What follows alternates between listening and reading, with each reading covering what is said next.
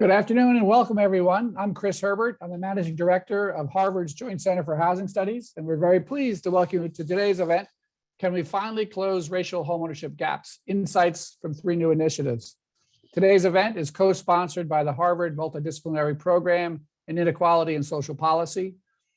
Closed captioning is available. If you look at the bottom of your screen, there's a live transcript function. You can click that to turn that on or off as you see fit. Just also want to note that this is our last public event for the semester. Our Friday research seminar this week has been canceled. So if you were planning on tuning into that, that will be postponed until the spring semester. So welcome to today's event. And let me just talk a bit about the motivation for why we're talking about homeownership gaps today. And certainly, as everyone knows, since George Floyd's murder in May of last year, racial injustice in virtually all spheres of society have been brought to the forefront of the nation's attention. In the housing realm, racial disparities are evident in so many significant ways, including the extent of cost burdens, substantial differences in housing and neighborhood quality, and the much higher rate at which people of color experience homelessness. But perhaps one of the most glaring disparities in racial disparities in housing is the rate of homeownership. The rate of homeownership among Black households is about 30 percentage points lower than among white households, a gap that's nearly as large as it was when the Fair Housing Act was passed in 1968. Among Hispanic households, the gap is also enormous at 25 percentage points. And among Asians, it's smaller, but still meaningful at 13 percentage points. These disparities are important because home ownership has the potential to provide substantial benefits for households. For one, it's the primary form of wealth accumulation for many. It provides greater control over housing costs over time, providing a great deal of financial security, particularly later in life as those housing costs become smaller and smaller. And it provides a much greater control over the home and the right to stay there, which is the basis for long-term residential stability that provides so many benefits for the homeowner as well as the surrounding community. Now, of course, homeownership is not without risk, and it's important that proper supports are in place to make sure that these benefits of homeownership are realized. But since World War II, tens of millions of Americans have in fact realized these benefits and benefited from homeownership. But all too often, people of color have been excluded from realizing these benefits. So now, as in the wake of this racial reckoning, we've been seeing a greater attention by policymakers, by housing advocates, and by the housing industry towards closing racial gaps in the opportunities to own a home. Now, by no means is this the first time that the goal of closing racial gaps in homeownership has become the focus of policy. In fact, in the 1990s, there was particular emphasis placed on the benefits of homeownership and efforts to try to increase opportunities to own homes. And in fact, there was a fair amount of progress made, by some measures at least. African-American homeownership increased by 7 percentage points between the early 1990s and the mid-2000s. Hispanic homeownership increased by 8 percentage points. These are significant gains in the share of households who own their homes. But at the same time, the policies that were put in place and the macroeconomy that supported these gains were also evident among whites. And so white households gained nearly as much. And so the homeownership gaps didn't close by very much over that period of time. And most tellingly, when the housing crash came, the brunt of the crash fell harder on people of color, particularly on African Americans, so that those homeownership gaps widened again to the rate they're at today, which is again, is near their all-time high. So there are new efforts to try to close these homeownership gaps, but is there reason to be optimistic that the outcome will be different this time? I certainly would like to believe so. So this afternoon's event is intended to explore a few examples of new approaches to see why there might be reason for hope. So to preview, there are a number of ways in which I think these new initiatives differ from what we've seen in the past. And to begin with, I want to highlight the fact that they are specifically race conscious.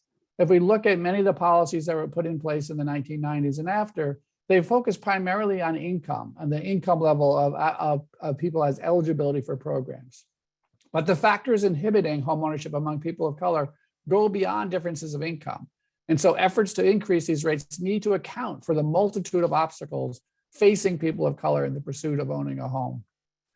In addition, these programs are spatially conscious. Residential segregation by race is pervasive in this country, and it significantly inhibits opportunities to own. both by limiting access to certain neighborhoods and also by limiting good opportunities to own in predominantly communities of color. So it's critically important to recognize and address this spatial aspect of homeownership gaps in thinking about solutions. And additionally, these programs are comprehensive.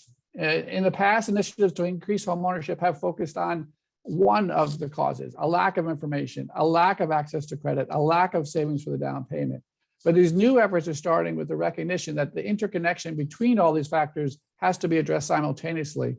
And the way they do that is by coordinating efforts. These new initiatives are involving multitudes of parties from the public, private, and the nonprofit sectors, as well as the communities where people of color live.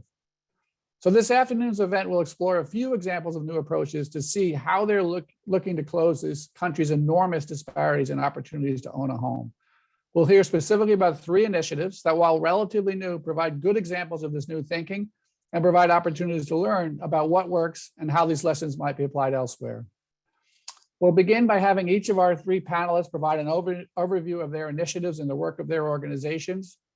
We'll then come together for a panel discussion of these approaches and close by opening up the floor to questions from the audience using the Q&A feature in Zoom.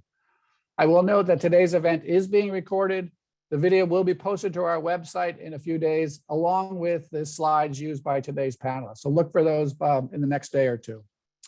So first, we'll hear from Doreen Graves, the West Tennessee liaison for the Tennessee Housing Development Authority, about Convergence Memphis, which is being led by the Tennessee Housing Development Authority and the Mortgage Bankers Association. Doreen, thanks for joining us. It's great to have you. Thank you so much for having me, Chris. I'm glad to be here.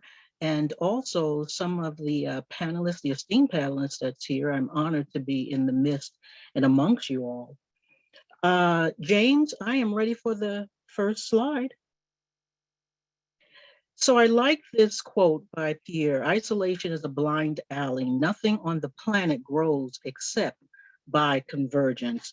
I like it because it helps me to tell the story of convergence and how it came about. Next slide, please. And so a discussion took place between these 2 gentlemen, Mr. Steve O'Connor, Senior Vice President of Affordable Housing Initiative with the Mortgage Bankers Association, and Mr. Ralph Perry, Executive Director of Tennessee Housing Development Agency. And these 2 gentlemen got together and had a discussion as to why they should come into Memphis and why they should use Memphis as the pilot program. So, of course, you are aware of the 2008 housing crisis that Memphis is still recovering from. Also, the majority of the population in Memphis is African American. One thing that you may not know, which also helped us as well, is Memphis has a plan, a city comprehensive plan called Memphis 3.0 that Director John Zena was in charge of. And it guides land use, development, transportation over the next 20 years. So that was a plus for us to be able to use that as a foundation to move forward. Next slide, please. And so here we are launching, and we have the timeline here. So from October 2019 all the way to March 20th, we started out with local stakeholders coming to the table. They discussed the initiative, which is moving the needle in African American home ownership. And they discussed that initiative, and they became the steering committee for us. And they chose the neighborhoods that they wanted us to work in that would be most productive.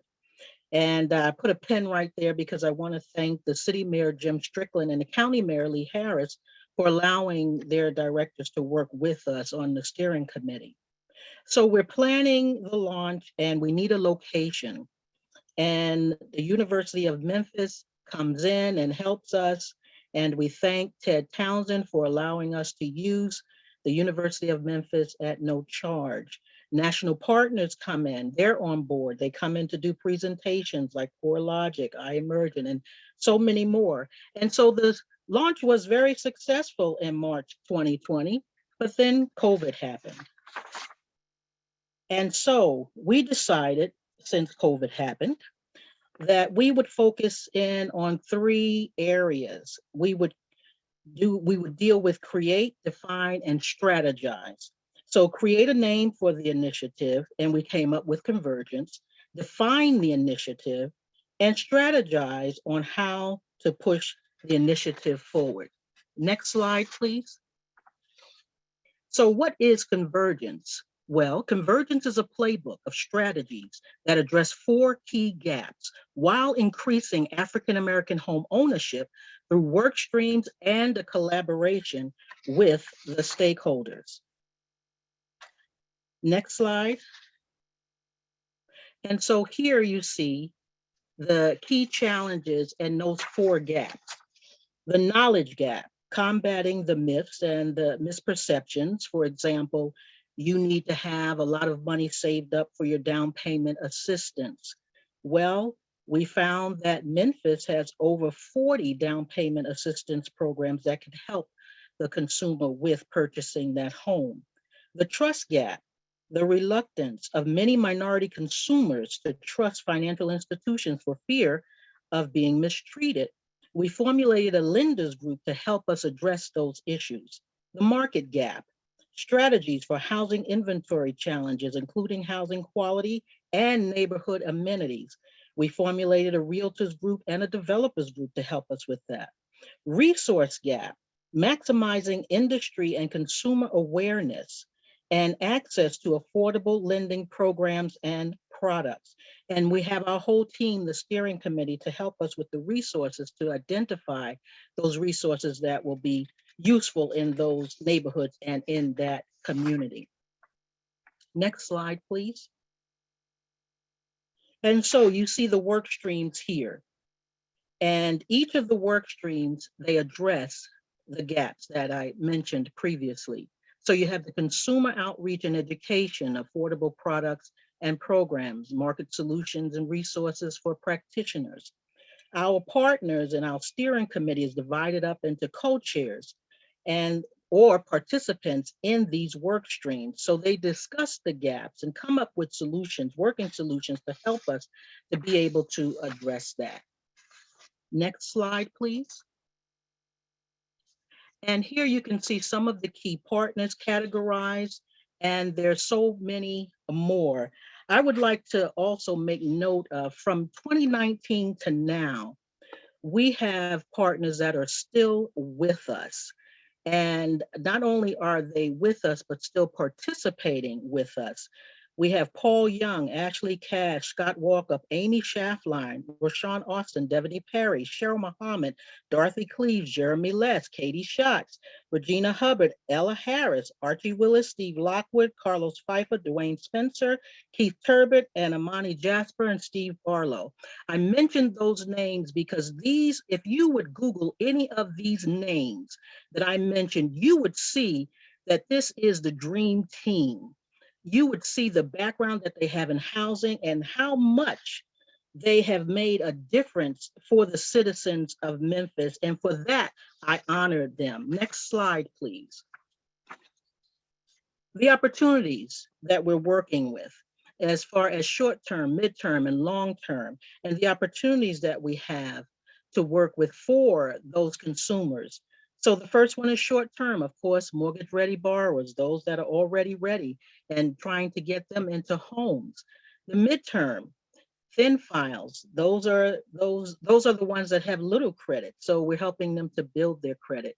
And long-term, credit rehabilitation and savings. So repairing the credit and helping them to serve as well. Next slide, please. And so we have the post-launch progress, March 2020 to the present day. We actually have a deck on all of the accomplishments. And so it would take probably another 15 minutes to mention all of them. So I would say go to Convergence Memphis and look at the deck slide, and you'll be able to see all that we've accomplished from 2019 to now. Next slide, please. And this is the future of Convergence Memphis. We've set up a 501c3 with executive leadership and operating capital. We're looking to raise funds for more community engagement and impact in the community. We also have Convergence Columbus, launched in July 2021 in partnership with Ohio Housing Finance Agency and the John Glenn College of Public Affairs at The Ohio State University. We also have a CoreLogic pilot program, which has taken on legs of its own. It's called the Collaborative Housing Design. It's to reduce time required for local Memphis land developers to obtain permits and approvals for affordable home ownership by working within the city's existing processes and minimize burden to city officials. This is a program that we're extremely proud of, that is moving forward, and we're excited about, and we'll have more information as we move forward. Thank you so much, Chris, and I look forward to hearing some of the other presenters. Great. Thank you, Doreen. A lot to discuss there. We'll come back after we hear from our other two panelists to be able to dig into some more of the details. So next, we're going to hear from Nikitra Bailey, who's the Senior Vice President of Policy at the National Fair Housing Alliance, about their initiative, Keys Unlock Dreams. Nikitra, it's wonderful to see you. Thank you for being with us. Thank you, Chris, for having me. I'm excited to be here this afternoon with you and our colleagues. We can move on over to the first slide, please. Great. The National Fair Housing Alliance is a national civil rights organization that has since 1988 worked to end all forms of housing discrimination and ensure that every community is a place of opportunity for all Americans. Next slide, please. So today I'm going to talk about NAFA's Keys Unlock Dreams program, and I'll talk about a product of our program, which are special purpose credit programs. Next slide, please. Next slide, please. The Keys Unlock Dreams program was started by the National Fair Housing Alliance as a way to really grow homeownership in underserved Black and Latino communities. Our nation's history of discrimination in the housing realm has really positioned it such that Black and Latino consumers lag behind whites in rates of homeownership. Most people don't know that in the first 35 years of the FHA insured mortgage program, a program that was started after the Great Depression to really grow homeownership and build the American middle class, that only 2% of those mortgage loans went to families of color. And because of that, we today have the legacy of that discrimination, which are low homeownership rates among people of color. Today's white homeownership rate is at 75%. The rate for Latinos is at 48%. For Native Americans, it's 48%. For Asian Pacific Islander Americans, it's 56%. And for Black Americans, it's 44%.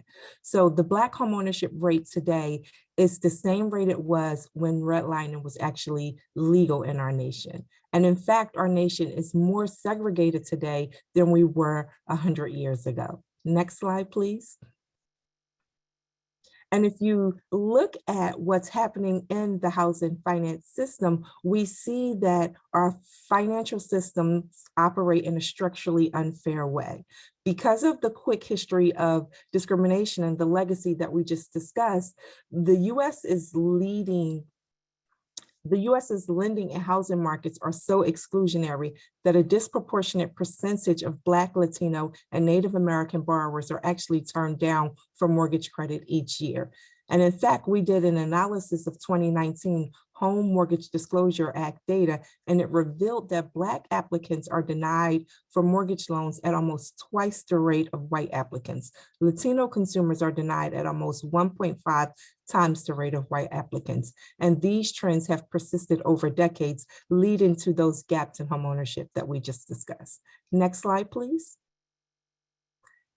So as a result of the ongoing disparities in homeownership, the National Fair Housing Alliance partnered with the Urban Institute to develop an initiative to really help drive change and to create an opportunity for families of color to access homeownership. Our Keys Unlock Dreams initiatives has 5 initiative goals. The first one is to remove structural barriers that perpetuate racial inequality. The second is to expand affordable and fair housing options.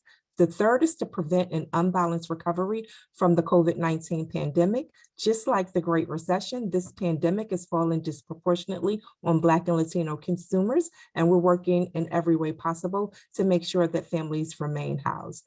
We also are seeking to empower consumers and stakeholders with critical information and resources, and we are working to help close the racial wealth and homeownership gaps. So those are our 5 initiative goals. Next slide, please.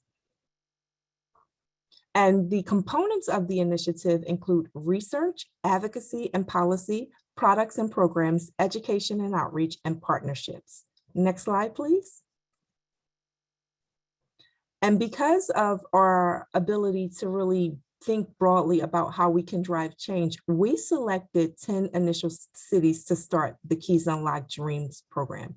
And in the first year, we're going to focus on Columbus, Ohio, Detroit, Michigan, and Memphis, Tennessee. And the second will focus on Atlanta, Georgia, Baltimore, Maryland, Houston, Texas, and New Orleans, Louisiana.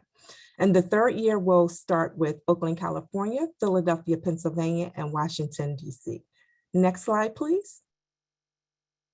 Our goal with the program is to net 3 million new Black home buyers by 2030.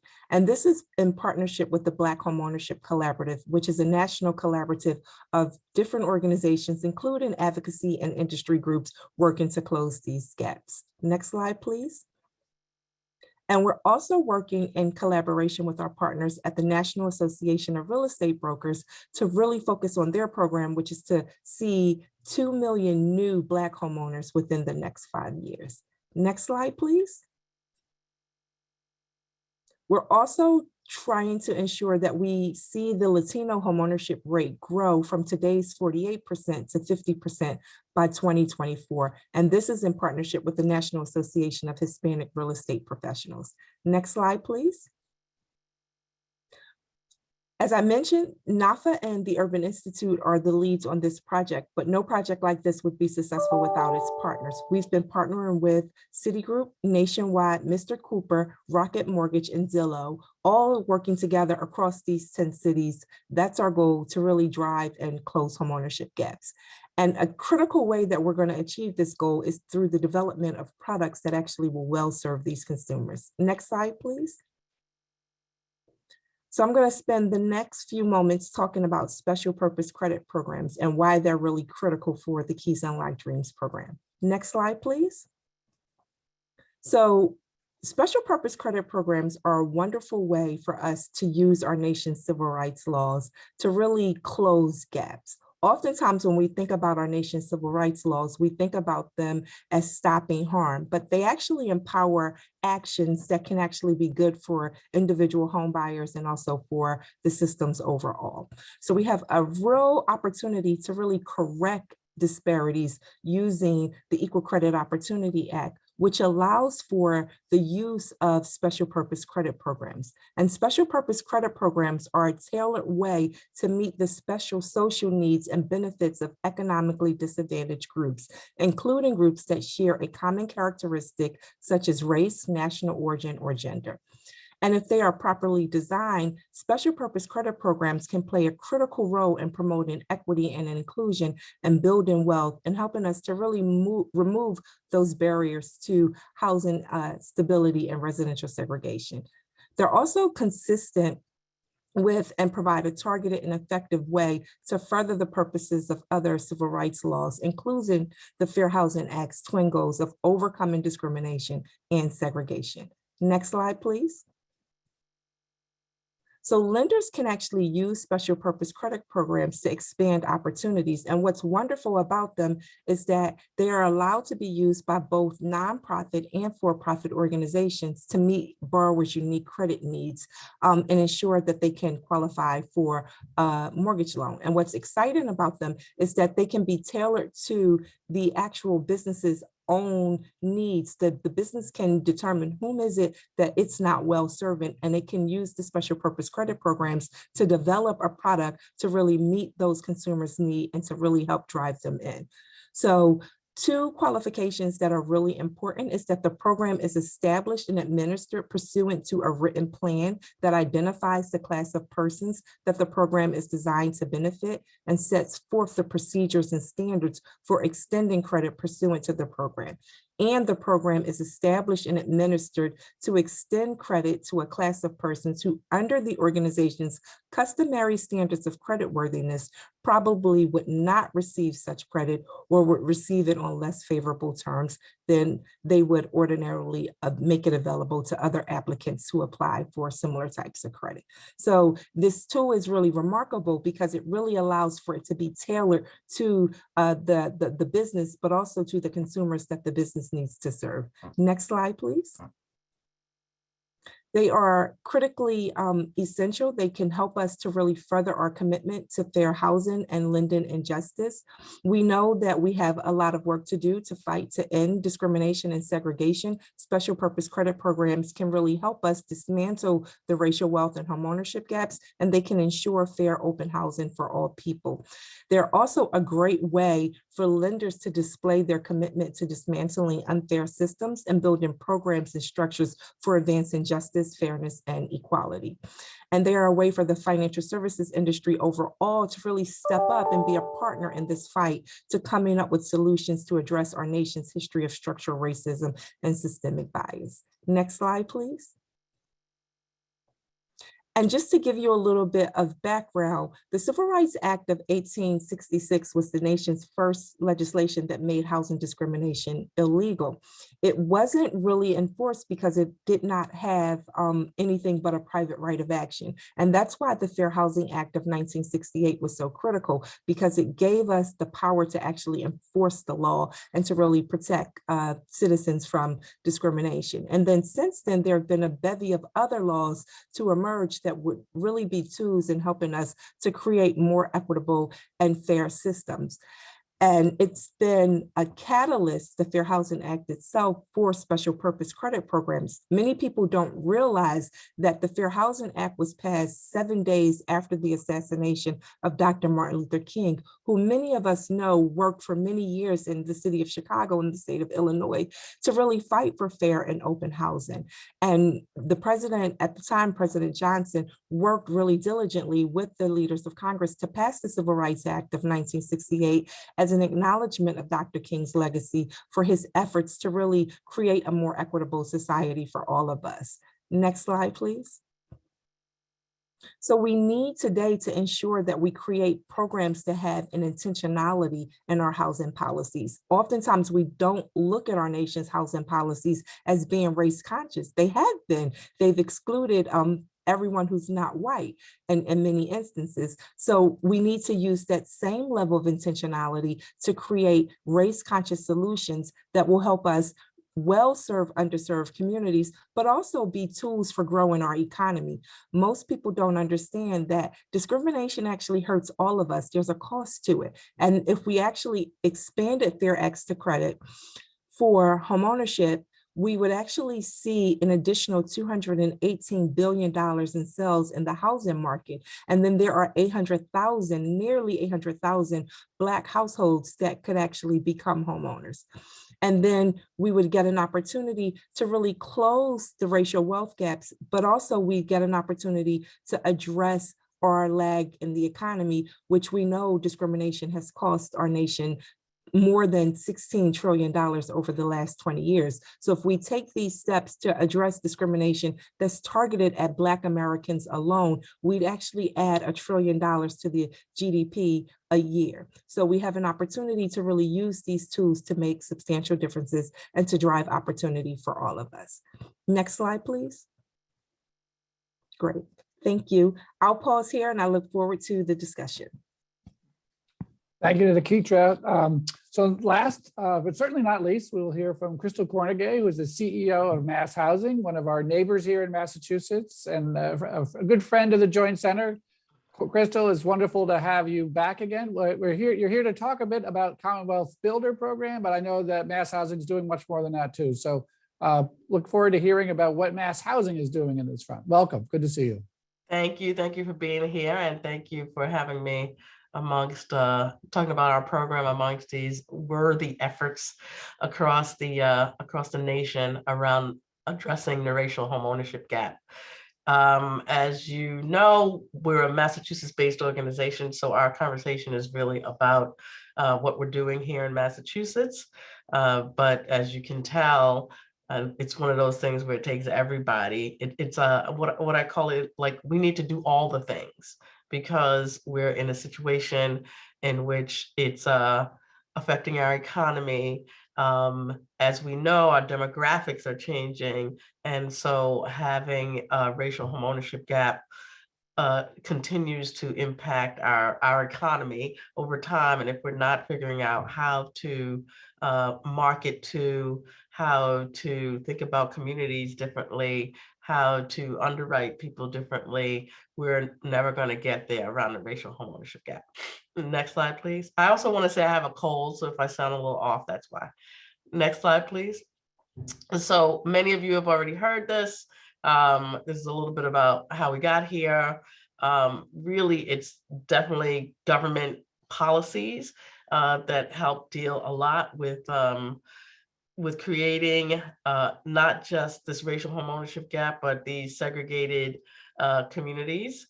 And so we believe that government not only has a role, has to have a leadership role in addressing what these issues have resulted in as we look at our communities today. Next slide, please.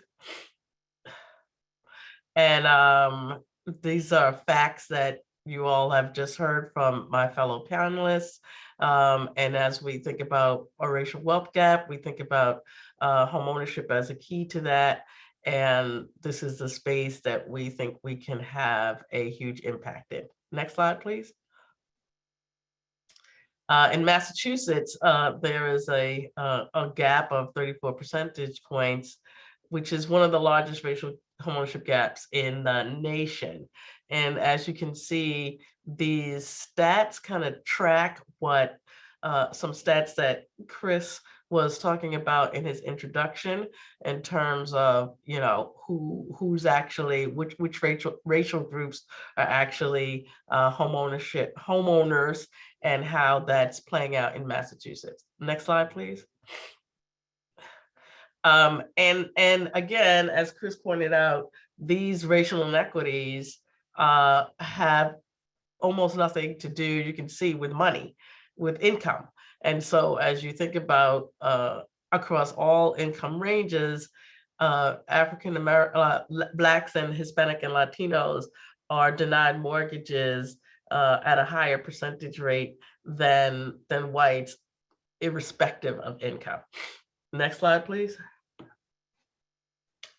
So we think about these issues as demand side and supply side, right? And so there are homes being sold in the marketplace. And so how are we equipping more people to be able to access things in the marketplace? Well, the easiest way to do that is through a down payment assistance program. Now, MassHousing didn't have such a program until a couple of years ago. We're one of the only HFAs in the country that did not. And we really wanted to kind of focus our program really in getting homeownership to happen in particular geographies, not just because those geographies had more homes that were generally affordable, what we would call affordable to our target market, but also they were generally communities of color. And so we created our down payment assistance program. You can see from here, like over 50%, almost 60% have been the utilization has been by buyers of color. And we, can continue to see a growth in that. We call this when you're a person of color, generally, you do not, if you don't have a history of homeownership in your family, you generally don't have the benefit of generational wealth. And so you don't get to go buy your first house and ask, the bank of mom and dad for a down payment. And so we're trying to step in to be that thing to increase home ownership in communities of color. Next slide, please. And then we have a supply side. Commonwealth Builder is a program in which we focused on supply side. So in Massachusetts, the governor, we have a housing shortage, not in Massachusetts, but nationwide, we have a housing shortage. We have not been building housing at the same pace as over the last 30 years that we built the 30 years before that. And so that creates more and more constraint on supply, and therefore the cost of things continues to rise. And what we noticed, really the governor took into account was that when we were looking at communities of color and ways to address the racial homeownership gap, I think it was Nikitra who was talking about, or Doreen who was talking about, we're not building in communities of color either, right? And so there's this idea of segregation, but there are no real homeownership opportunities happening in these predominant communities of color, right? And so there are homes there, but new homes aren't being built there.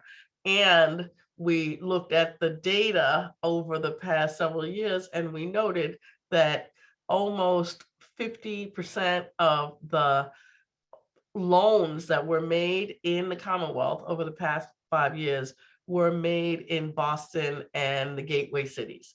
And so we had our program focus on where people are buying homes and where people live. And so there were no starter homes. There just wasn't product there.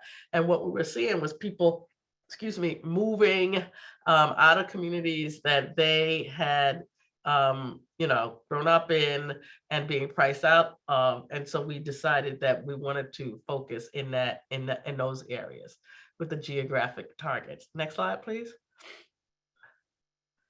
And as a result of the work that we did, again, one of the things that we discovered when we did the program was that there really wasn't a pipeline of deals, usually in the rental space, because of, particularly in Massachusetts, we have a very sophisticated rental housing finance system for affordable homes, affordable rental homes, but we had nothing on the homeownership side. And so we had no pipeline. So we had to actually go off and literally build a pipeline of projects.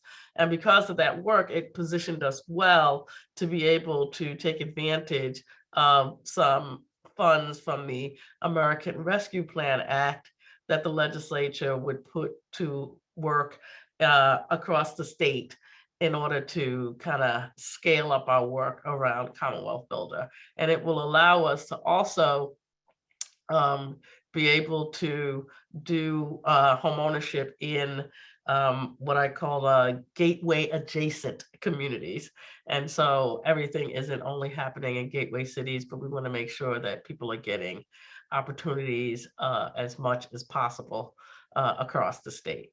The other thing to note about this program that doesn't get talked about much is the term of the deed restriction. And so when you do an affordable project, there is an affordability restriction. Usually that affordability restriction is 30 years. Sometimes that 30-year clock actually starts with each new buyer. So in effect, it's actually in perpetuity. What we started out doing with this program was like, okay, well, if it's about wealth building, then we should get rid of the deed restriction sooner, because we wanted people to be able to build wealth. And so we didn't just look at the program itself in terms of building units, we also looked at the restrictions behind it, and in order to make sure that it was a wealth building tool. Next slide, please. These are renderings of projects that we've done, we've financed, that are under construction or that will be under construction. And so this is just an example. It's not only single family homes. We're thinking about condos in Boston, the Fountain Hill project, the Roxbury project, and then you can see these townhouse duplex style units in other communities in the Commonwealth. Next slide, please. I think that's it. So thank you, Chris. Great. Thank you, Chrystal. And if Nikitra and Doreen can turn your cameras back on. Chrystal, I just have to give a tip of the hat. You do have a nasty cold, I can tell. So thank you so much for being here with us. And if you need to, turn your camera off to catch your breath, please do so. But so there's a lot of questions already coming in. And so I know we had a kind of an outline of questions. I'm going to get to the questions we talked about, but a lot of the questions coming in are very interested in the special purpose credit vehicle that Nikitra talked about. So I wanted to just talk about that a little bit because I think it is something that people haven't known about.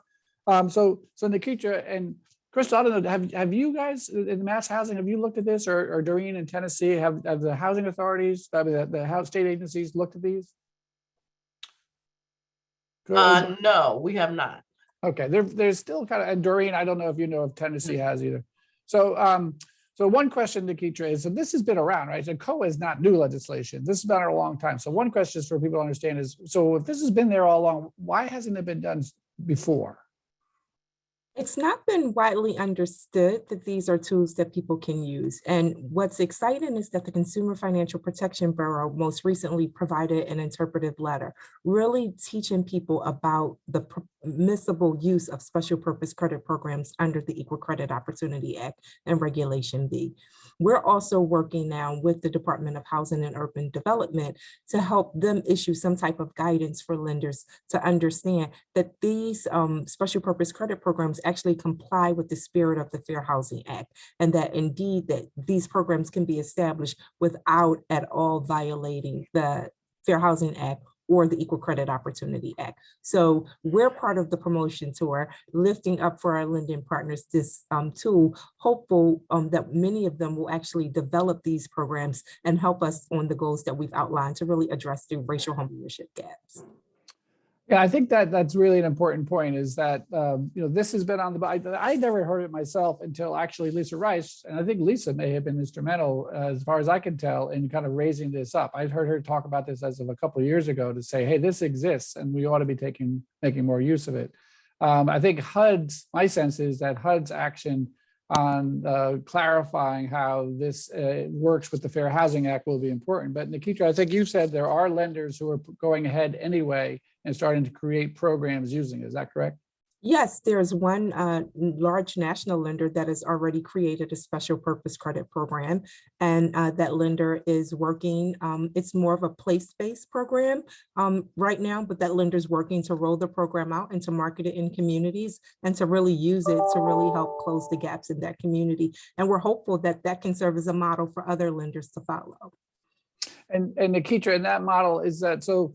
It sounds like it's a lending program, right, where you can establish different criteria, that those criteria apply to a targeted group. In this case, I think we're primarily talking about race, but it could be other ways of targeting as well. Does it also come with an example, at least of this bank that's developing it, with things like down payment assistance or other financial supports? Or is that separate?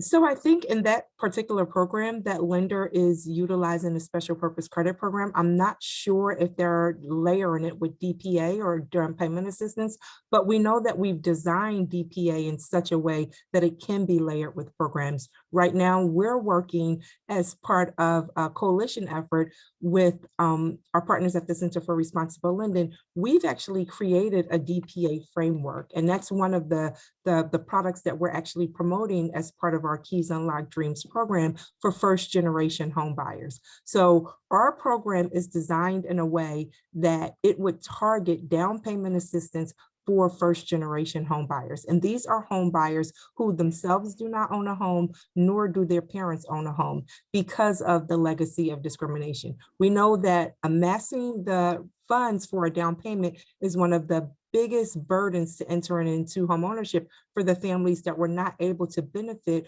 from homeownership previously. So there's no money to give forward for a down payment. So we've created this first generation targeted down payment assistance framework for the Congress and also for local governments and also for states to really develop a targeted program to really expand homeownership access. And the way that our program is designed is that with an investment of $100 billion, we could actually create 5 million new home buyers. 1.7 million of them would be Black, 1.32 million would be Latino, and 1.4 million of them would be white. And those funds would be distributed by the Department of Housing and Urban Development with a down payment of about $20,000 per home buyer. And it would allow us to really expand homeownership.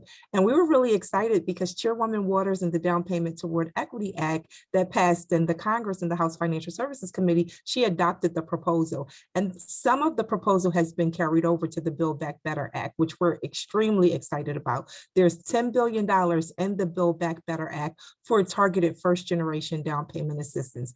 And what's exciting is that that $10 billion will help us create 170,000 new Black and Latino new home buyers. So at a time where we're, experiencing interest rates that are at these historic lows, and we see, home buyers in communities all across the nation looking to become owner occupants, these funds could really come at a time to really make a difference and help us address these persistent wealth and homeownership gaps that really have been here for over the last 30 years.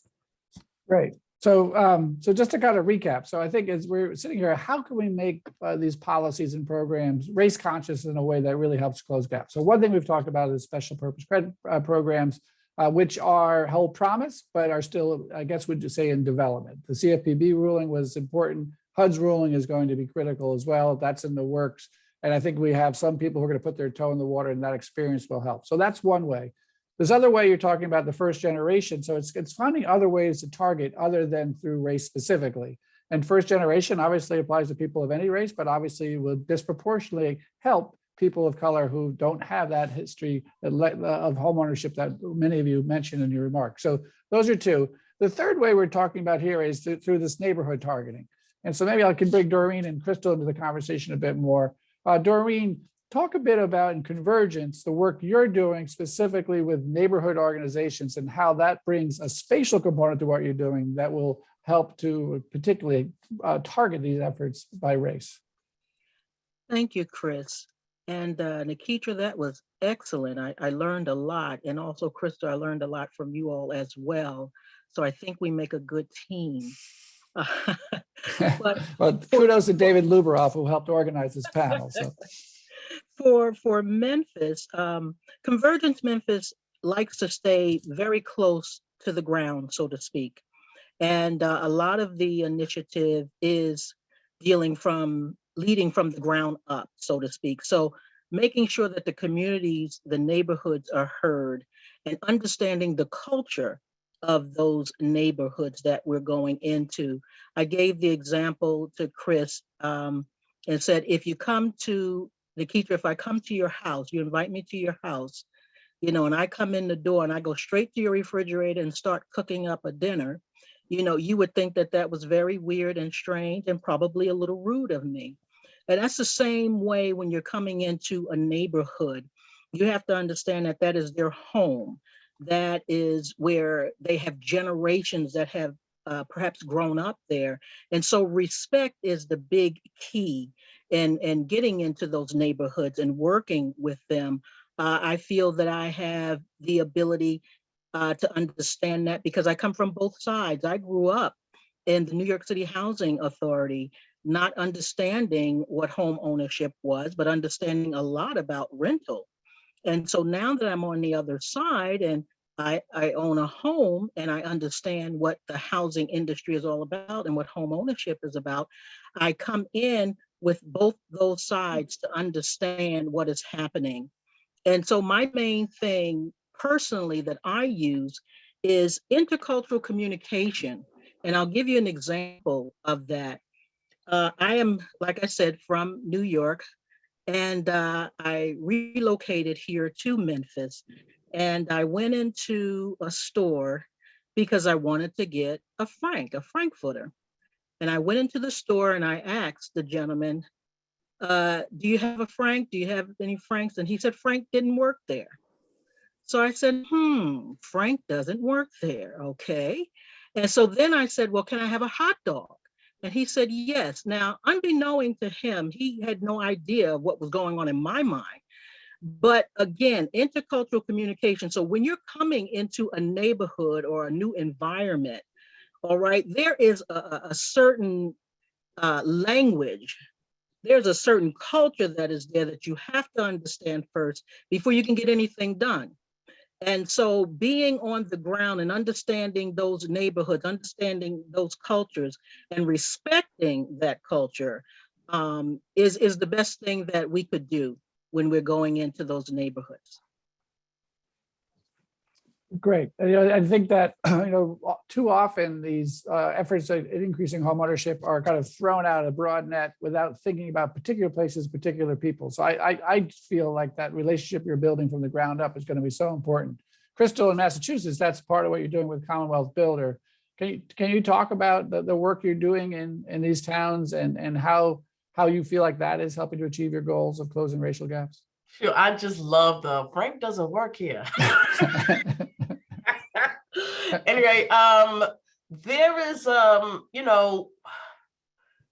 what I found interesting about this journey, as we think about CommonWealth Builder, is that there is a school of thought that says we should not be thinking about these geographies where there are people of color and ultimately, have reflect decades of disinvestment, right? And so people say, well, let's think about building homes in what people call opportunity communities, right? And so we have taken the position in which, people always say you should follow the data. Well, the data says that this is where people of color live. This is where they buy. These are homes that they can afford. And so why would we not take time and make investments in those communities? Because it isn't necessarily that communities are segregated that creates these challenges. It's this racism, this institutional racism that you started talking about, Chris. It isn't just that there are these racist practices in homeownership. It's in the education. It's in the health systems in those communities. It's in the schools in those communities. It's in, it's in the hot dogs, right? It's like, it's just like, and so it's the accumulation of all of that. And what if we thought about we were going to make these investments and we were going to create some wealth for folks in those communities, and we were just gonna follow the data. That's where people are buying and living anyway. And so why don't we just do that? And so that really was how we started thinking about what this is, because the other thing is that this is the point of this is wealth building. Whereas I feel like, but many programs before that did homeownership production from the government side weren't about wealth building. They were about neighborhood stabilization and community building. And there was wealth building that happened with it, but that wasn't the primary goal. And so what we're saying is, if the primary goal is wealth building, then we have a different program. And so, and we're not saying, no, we should never do the neighborhood stabilization programs. Again, we're saying, let's do all the things because we're so far behind. We could do all the things. People of color need all the things. And so let's not create this idea that it's got to be one thing or the other. We need to do the 3x30, right? And it's net new because we need to have strategies to maintain the homeowners that actually exist. And so what are we thinking about those, and how are we moving to make sure existing homeowners, people of color, are protected? And so, but this program isn't meant to do all the things. This program is meant to do this thing. And that's why we need a coalition of people who are working on all the things so that we can get at the issue. And Chrystal, I'm curious, so you had, you showed pictures of some of those developments. Was it hard to find developers willing to build in those communities? Were there obstacles to getting those developments through, or are you kind of building capacity there too? Or is it, if you put the money out, they will come? No, well, they're coming now that they know the money is there and that they know there's more money coming. So I will say that. I will just say that outside of Boston, Boston had always been doing some homeownership development. And so there was a pipeline there, and outside of Boston, not so much. But what happens in different communities where understanding isn't necessarily around zoning and land use issues that we experience a lot with when we're talking about affordable rental housing, it's land assembly. Right? It's like, how do you get access to land at the right scale that you can do this with? The other thing around Commonwealth Builder is we always thought that it was also kind of, we wanted it to be, mixed income, right? We wanted to be a part of a larger development as opposed to just saying that we were going to do 100% affordable. We ain't mad about 100% affordable. We'll take those deals too. But we want people to think about, like, there are ways when you're thinking about home ownership deals that you should be thinking about this too, right? And how this works for people. Right.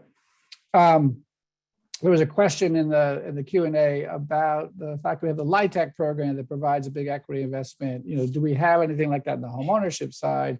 Chrystal, I know, Massachusetts, Governor Baker directed the $60 million that had been from a GE deal, right? And now there's hope that some of the ARPA money might get directed here. Having a kind of a long-term consistent source of funding would be helpful. I don't know if you all, maybe Nikitra, you might are familiar with the National the Homes Investment Act. Yeah. That is part, I believe, of Build Back Better. It has been. You want to say a bit about that to help people know what else might be coming down the pike in terms of those development subsidies for homeownership? Absolutely. So I have to, again, mention down payment assistance before I get into the National Homes and Investment Act. There's $10 billion in the Build Back Better Act that passed the House of Representatives, and we need the Senate to act on it quickly and pass that legislation, because that would be the type of major investment that we've been discussing needing for homeownership.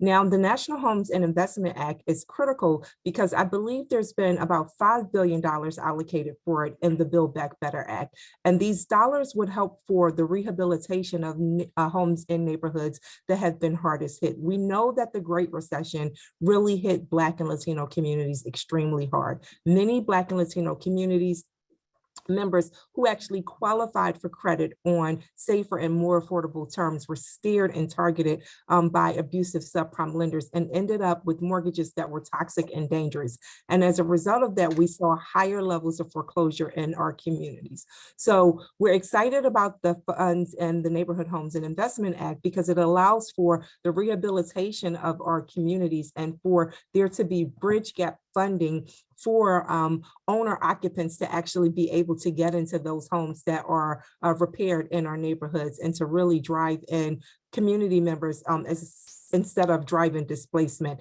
And with that $5 billion in funding, we're likely to see about 125,000 new home buyers and new renovations for families across the country. So it's a substantial investment and really an initial start for work that will continually need to be done. I'm sorry, yes. Can I just say we're very excited about this program in Massachusetts. We think it's sort of, the next step of Commonwealth Builder, so to speak, because we know the success of the LIHTC program, Low-Income Housing Tax Credit Program. And if we can kind of get this going, it also includes the ability to do new construction. It's in particular geographies, not just rehab, but new construction. And so I think this will be a game changer for production in those communities. But as Nikitra says, if we don't do both and, right, we got to do production and down payment assistance and special credit programs, again, all the things, in order to make sure that we're addressing these things. Sorry, Chris, to interrupt you.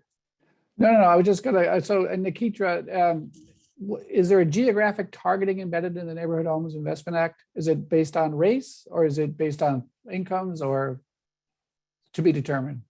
So it's designed in a way that it would actually impact the communities that have been hardest hit. So Okay, it's communities that really are suffering from investment, and those include communities of color. So it Right. actually is designed in a way that it could really help address racial homeownership gaps as well.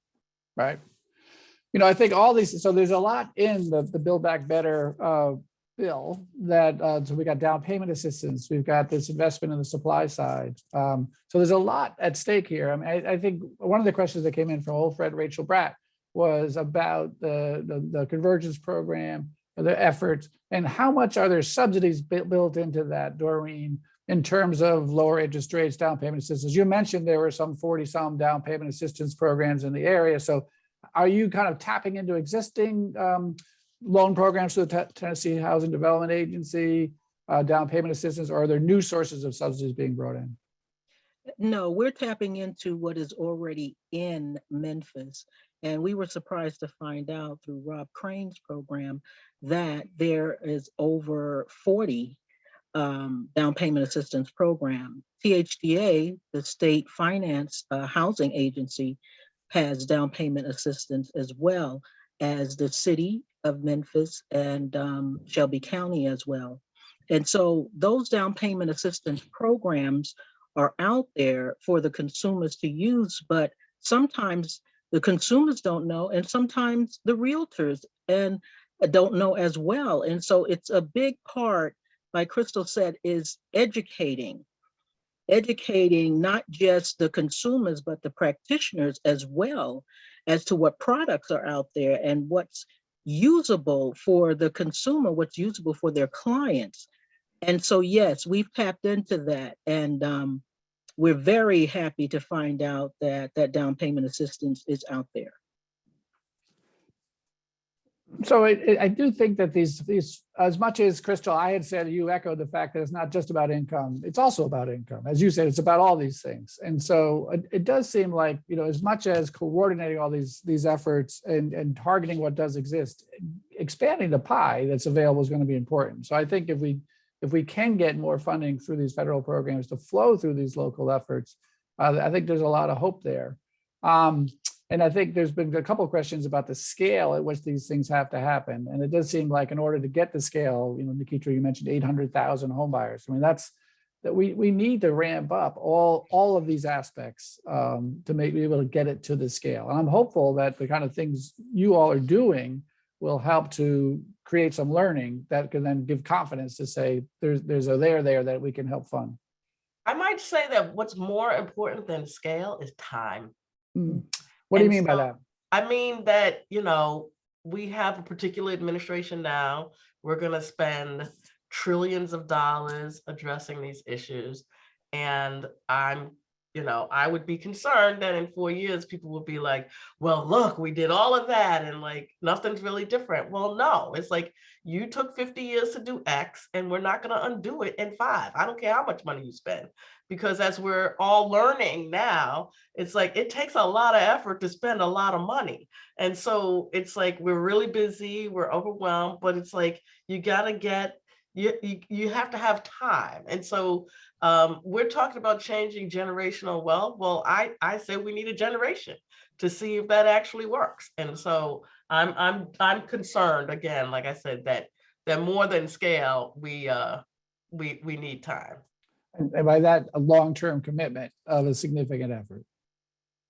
And really just jumping on that point, Chris, I think we also have to design the programs in such a way that we can create the kind of transparency to really monitor them. And that's one of the things that we're most excited about, the targeted down payment first generation dollars, because it allows for regular reporting. Oftentimes when we've created these programs to really address challenges in our communities, like has been said earlier, we've not necessarily made the kind of big difference that we need to make. We need to do substantial investments to address long-term hardships. Like we often talk about, the racial homeownership gap as if it's not something that was intentionally created, right? Like as a nation, we made an intentional decision that some Americans were worthy of investment, even though all Americans were taxpayers, right? So Black and Latino consumers were taxpayers,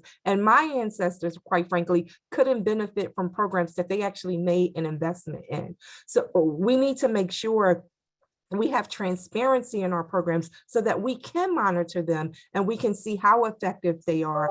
And that's one of the things that I'm most excited about, which is something that's not necessarily related to this program, but it's related to a part of the Keys Unlock Dreams program of making sure we come out of this recovery in an equitable way. So we work to really fight for the homeowner assistance funds as part of the American Recovery Act. So in that legislation, there's also $10 billion for homeowners who are hardest hit by COVID-19. And right now, states are creating plans to disperse those funds in their communities. And what's really exciting is that the legislation allows for those funds to be targeted to socially disadvantaged communities. And the Treasury Department has defined socially disadvantaged in a way that it's people who have experienced undue hardships as a result of broader societal challenges. So we have an opportunity to be very intentional right now to come up with strategies to really get those funds out so that we can keep people housed. We're still in an ongoing health crisis, and we can't forget that. So we want to make sure this time we do everything in our power to keep people housed.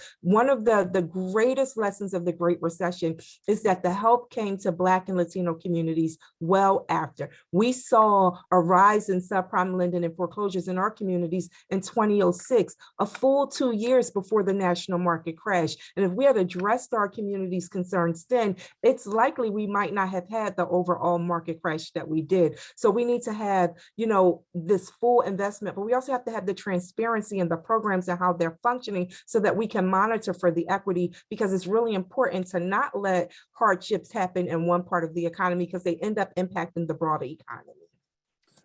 And Chris, I'd like to also say with that we also have to make sure that we don't leave anyone behind. And what I mean by that is making sure that everyone gets the information. A lot of times in our communities, it's just a matter of not having the information. And because they do not have the information, then they deal with a lot of hardships. And so I just want to make sure that we're looking at strategies on how to make sure that we get this into the community. When I go around to the different communities, I see a lot of seniors and, their home is aging and they're aging with their home. And so they're not able to get out and they're not able to get on the internet and different things like that to get the information. And so we need to find a way, not just with the media as far as radio and television, but also something that we can put in their hands, perhaps at a community center that is there in that neighborhood, having that information there where they can get that. I see that is extremely important because the money is there, the opportunity is there, but they're not aware of it. I think one thing that this is striking me, Nikitra, what you were saying, as well as Doreen, is that we, and Chrystal, I'm going to put a caveat or addendum onto your time issue. It's not just about time in terms of efforts to get people into homeownership. It's not forgetting about people once you get them into homeownership. And I think one way in which we failed people of color is that to the extent that we have helped, we, society, have helped people get into homeownership, we then forget about them. And so as you said, Nikitra, during the Great Recession, I mean, one reason why African-American homeownership is as low as it is today is because so many people got subprime loans and lost their jobs and other reasons, lost their homes. And we didn't have a good enough safety net. So, and I think, talking about, Doreen, the people who are homeowners whose homes need rehab, there's some questions in the chat too about whether or not the Neighborhood Investments Act will be able to help existing homeowners, because we need to make investments in those homes and sustaining home ownership over the long term. So I don't know, Chrystal, if you have any thoughts too on the kind of on the role of sustaining home ownership as we think about getting people into home ownership. Yeah, when we think about very briefly think about special purpose credit programs, that's really the place that we think about it, because we want to be geographic specific, but we also want to get much more race specific.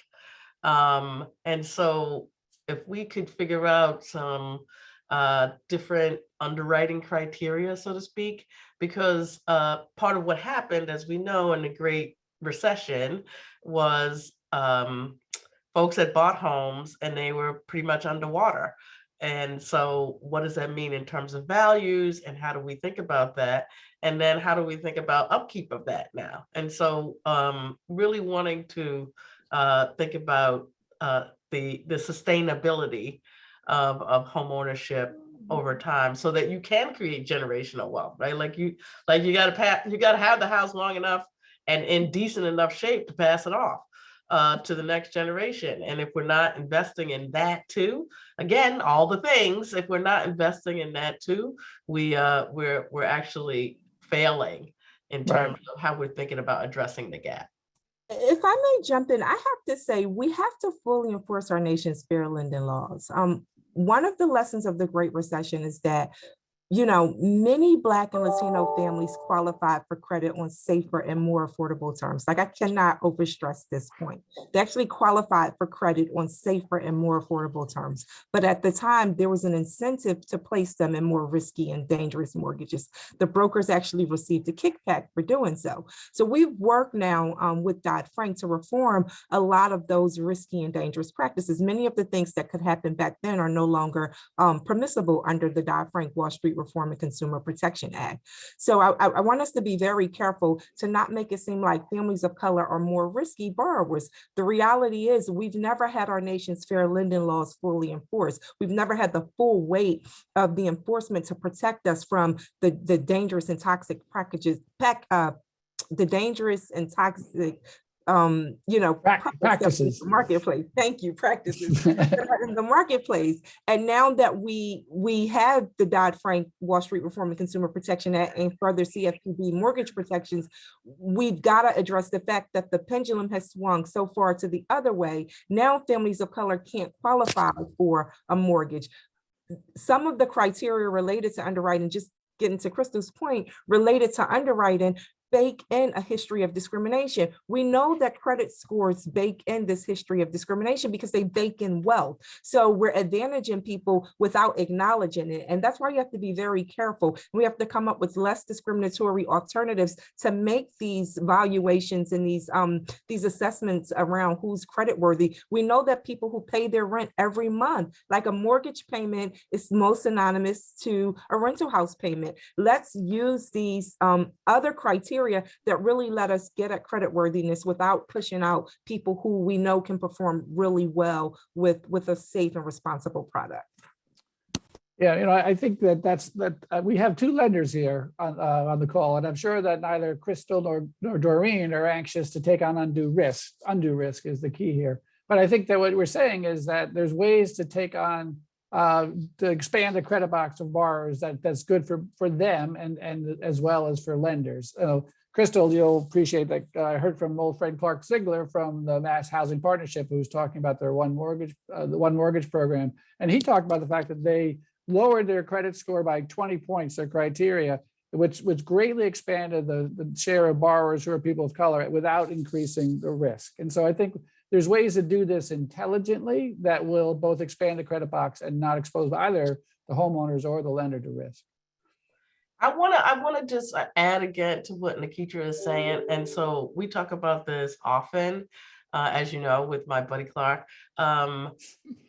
there's a lot that goes into where you get your money from, right? And how you're getting those investments and the risk and returns those people want to take, right? And so it's really not just what I can do as a lender, but it's like I get my money basically from Wall Street, right? And so what are the risks that they want to take? And what is the risk that Fannie Mae wants to take? And so how do we, if I'm selling my loans on the secondary market? And so how do we, it's not just, it's not just us as a lender, but it's like, how do we make sure we can do that? I actually always, I'm thinking about this issue. I mean, there's a production issue. I'm all over that. I believe we have got to get back into the housing production game, whether it's home ownership, rental, we need to produce everything, dog houses, bird houses, everything. We have not been producing enough in this country. And so we need to get into that. But we also need to take care of and have reasonable products for folks who have been living in their homes and need to draw on. The way people invest in their existing homes is to draw on equity. Well, if you live in these communities in which the appraisal says that the value is in blah, blah, blah, and it's like there's this whole kind of system, as Nikitra described, as Doreen described, that's meant to to keep people of color from accessing that. And those are the places where I feel like it's easiest to get at the idea of, like, if you've been living in your house and making your mortgage payments on time, your credit score and your whatever, it's like, what are we talking about? Like, what does it mean to be reasonable and sustainable in those kind of situations? And if I could just add, like, I think we have to realize that the mortgage market of the future is right now. 7 out of 10 future home buyers are going to be people of color. So, housing typically accounts for about 20% of our nation's GDP. If the very people that we need to, purchase home from existing home owners, right? Like, we have a bunch of seniors across our country who want to sell their home to retire. We need to do everything that we can to make sure these borrowers get in, not simply because, we want to do things that are nice. We need them for a well-functioning housing finance system going forward. So we have this economic imperative for all of us to see these systems really dismantle structural biases and really provide opportunity in a way that people can sustain themselves. And again, our nation's fair lending laws are tools, special purpose credit programs are tools. We have the things that we need, and we just have to have the courage to really use them so that we can drive the kind of change that would help all of us. And I keep going to my economic sandbox, but we know that discrimination hurts us, right? If we actually make these investments and provide these opportunities for Black Americans alone, this is not counting what would be the economic benefits for Latinos, what would be the economic benefits for Native Americans. If we address discrimination included in housing targeted at Black Americans alone, we're talking about at least $1 trillion a year in our overall GDP. That's substantial. Those are jobs created in communities all across the country. Housing, drives job production. So we've got to think about it in a more macro way.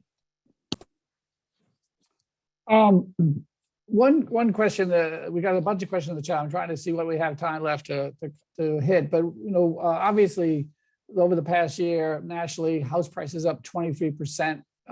That's actually, usually you see that happen, it goes, oh, that's in like these far-flung places on the coast, and like it's like Buffalo, it's Cleveland, it's every place.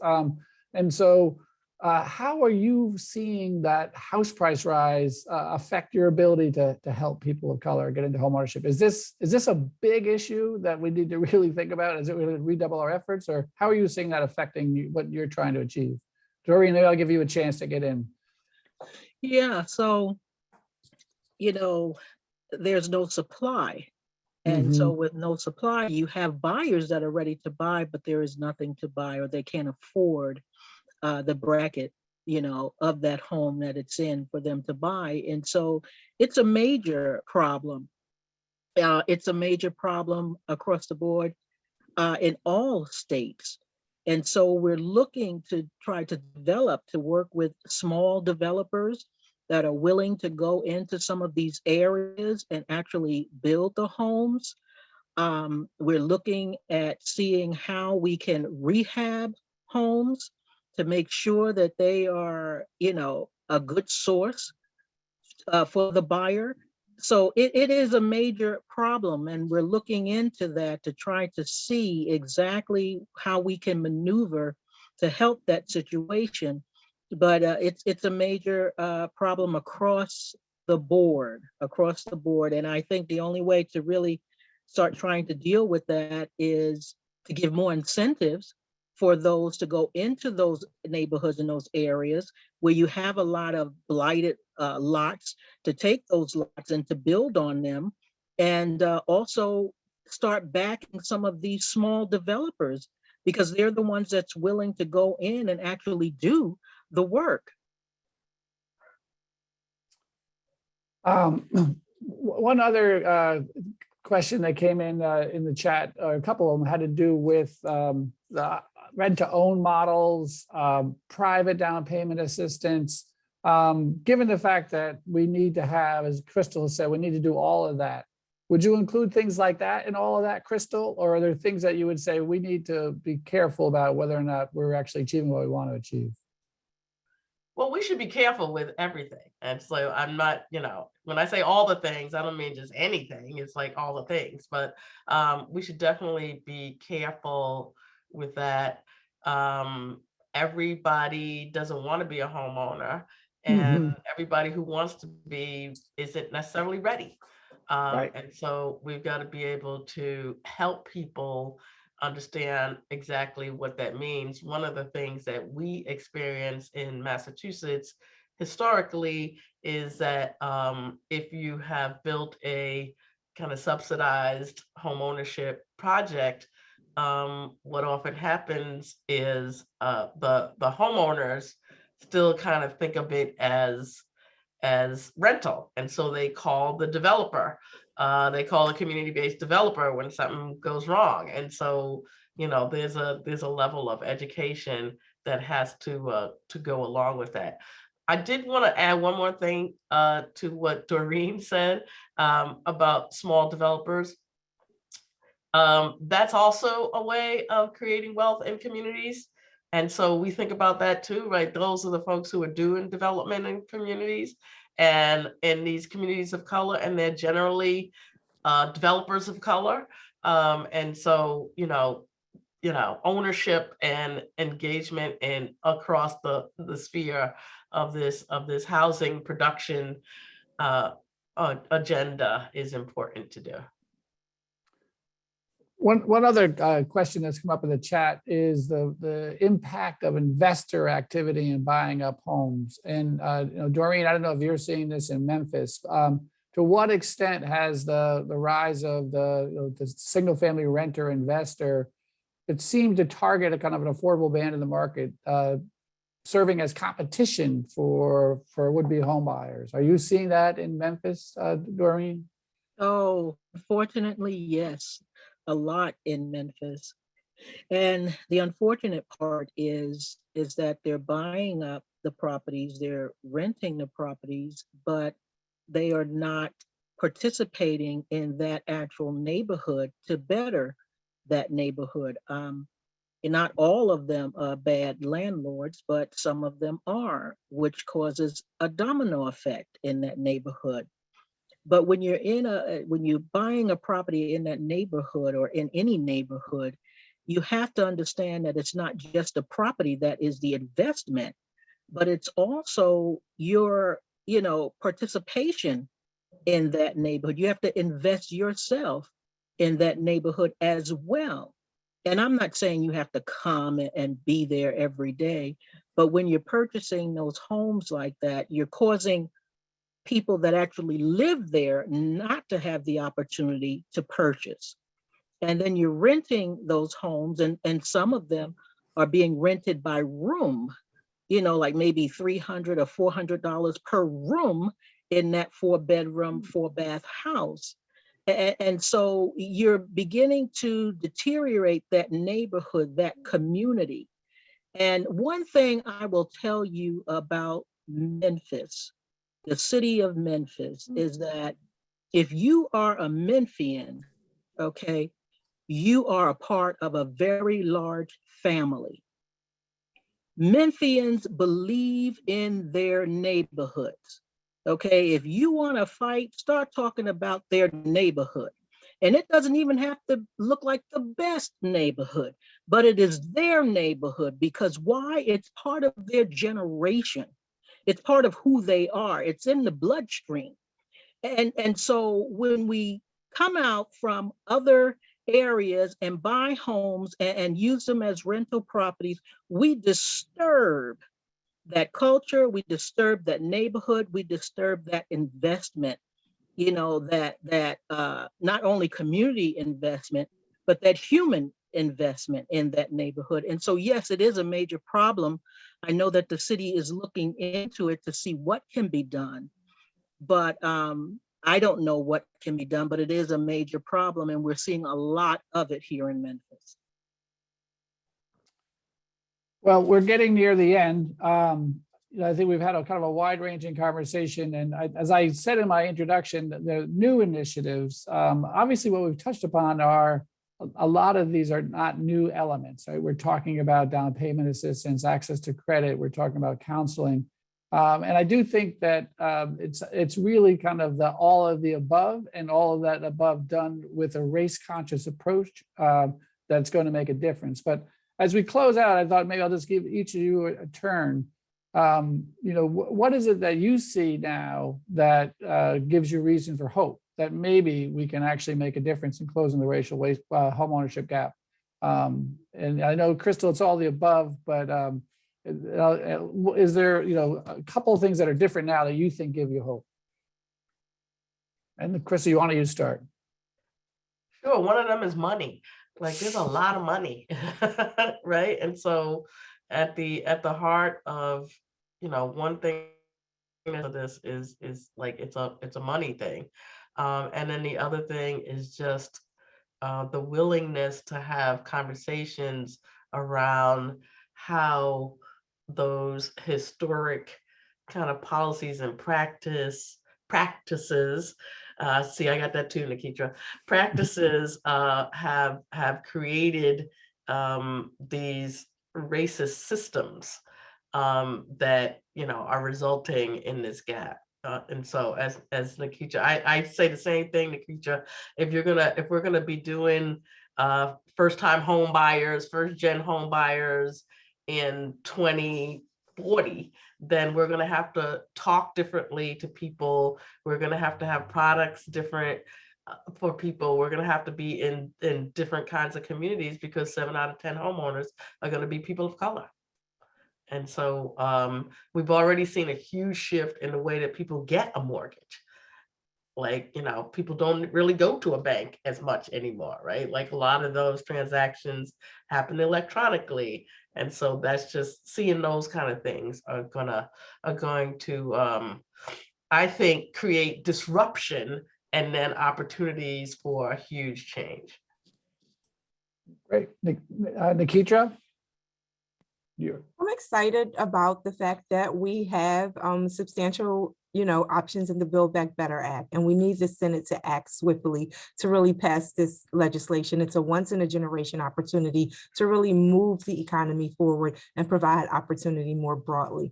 I'm also really excited that, we didn't have time to really get into this, but the National Fair Housing Alliance has a tech equity initiative, and it allows us to think about ways that we can really de-bias technology, because as Chrystal said, we're already at a place where technology is having an impact, and it is really presenting a chance to really disrupt existing systems and provide opportunity. And I think we have to be very careful to really de-bias all of the challenges now so that we're not just going forward and, in 20 years coming back to this conversation, having to talk about how we root those systems of discriminatory practices. We have this great opportunity to do a lot of good in response to the people-led protests that resulted from the unfortunate loss of life and murder of Mr. Floyd, to really hold our country accountable for its past, but also to think about what kind of future we choose to have for our children, and to give everyone an opportunity to participate to their fullest extent.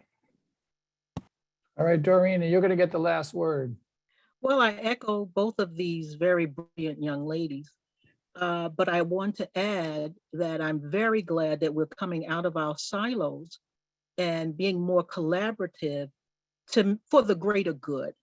And I'm extremely happy about that.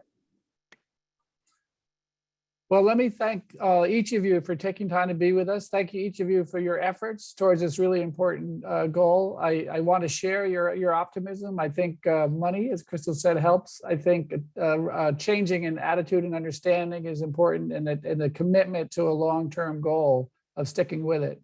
I think we are learning things. I think we are working better together. And I'm hopeful that this race-conscious, spatially conscious, collaborative, comprehensive approach will finally make a difference in giving an opportunity to own a home that's been so beneficial for so many white Americans for so long to people of color. So I want to thank our panelists. I want to thank all of you in attendance. This event has been recorded. It will be posted on our website in the next day or so, along with the presentations from the speakers. Stay involved with the Joint Center, following us through our website. We're going to keep on this issue. And so thanks again, be well, and we'll see you again soon. Thanks, Chris. Thanks, everyone.